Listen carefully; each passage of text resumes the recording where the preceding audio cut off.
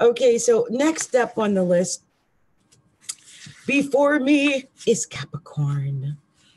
And, I, being a Capricorn, I'm very honored to do this reading for us Caps. We got a big month coming up, Caps. Big month. In fact, the biggest month of the year. I mean, other than January.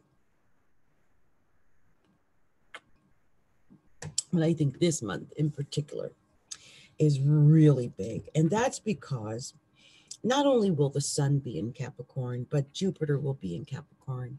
And the funny thing is that Jupiter has not been in Capricorn for 12 years. And so we're going to be experiencing a certain type of luck that we haven't had for 12 years. I don't even know if it's luck so much as I do think it is luck, but it's going to be a vibe that we have not experienced for 12 years. And I think this is very interesting because we got Saturn, the ruler of Capricorn, in Capricorn right now, and also Pluto. And so this is major for Capricorn. Also, the new moon on the 26th is going to be in Capricorn in our first house as well.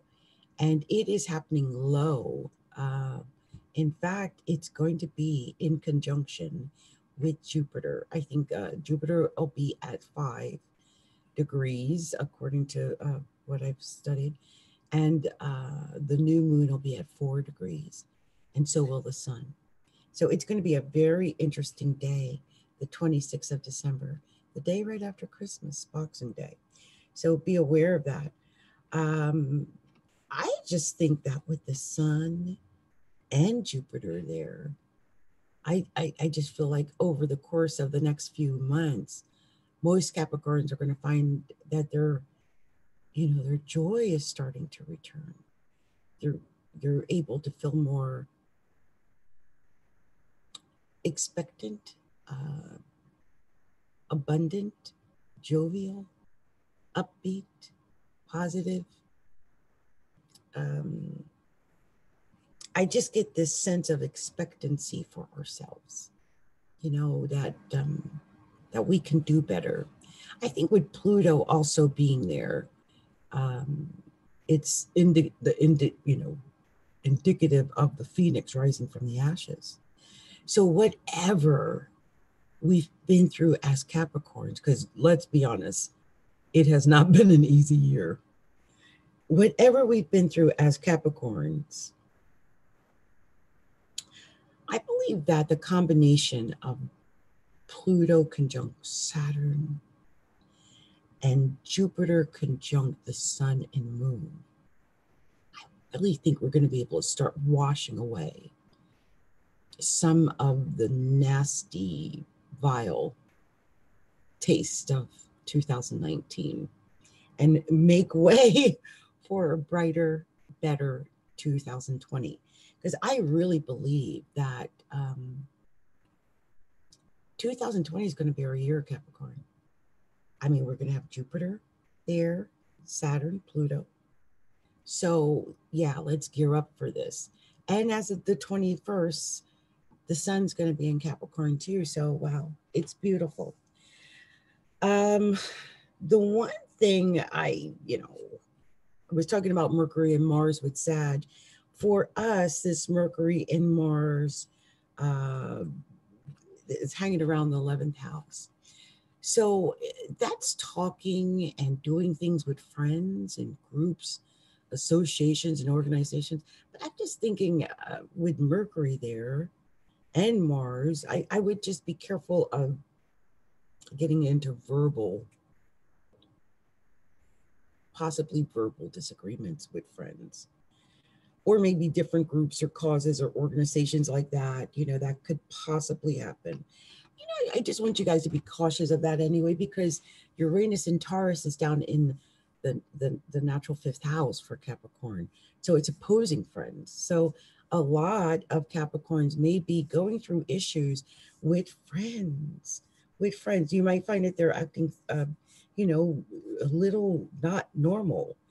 The other thing is that with Uranus in the fifth house, your love life might have been all over the place. And that's not going to stop until January 10th because Uranus is retrograding in the fifth house. I think then it's not like it's not going to be crazy, but I think it'll make more sense maybe in January than it does now.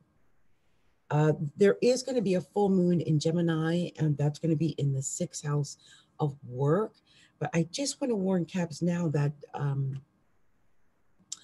I have found, at least for myself, because I've got Capricorn rising, right? But Gemini in the sixth house tends toward things like hives and rashes and um, allergies. So I want you to be really cautious of things like that, like, you know, uh, your health. Because Gemini's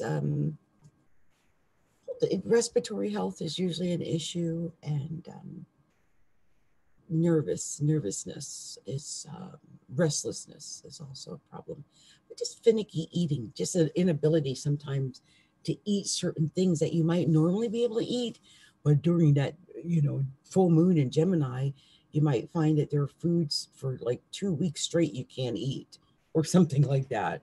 Geminis tend to be finicky when it comes to food eating. But as far as work goes, that's to me, Gemini full moon in the sixth house is a lot of intense writing, like communicating, writing, being on the phone, being on the computer, finishing up projects and writing reports and things of that nature. And I think with Mercury and Mars up high, yeah, I see a lot of writing and report building and uh, communication and things of that nature. The North Node is still in your seventh house. And so you are still being urged to do the things of the North Node. Now it's slowly making its way down into the area of, the sixth, where it's going to be going into the sixth house. But right now, that emphasis is still on building partnerships and nurturing your partnerships, whoever your significant other is. Okay. Well, this has been my take, you guys. There's some other things I could have talked about, like, Neptune down in the third, but why talk about that? We've talked about it before. I will be back, I'm sure, by mid-month or somewhere before the full moon to discuss where the planets are once again. Just want to send out my love and light to all of the Capricorns out there. And if you guys haven't done so, please take a moment to like, share, and subscribe to our channel, and like and share our videos. And make sure you stop by our website at astrologyalookinside.com, and be sure that you subscribe there so that you can get a hold of whatever specials we have. All right. Much love to you, Capricorn. May you have a beautiful Christmas.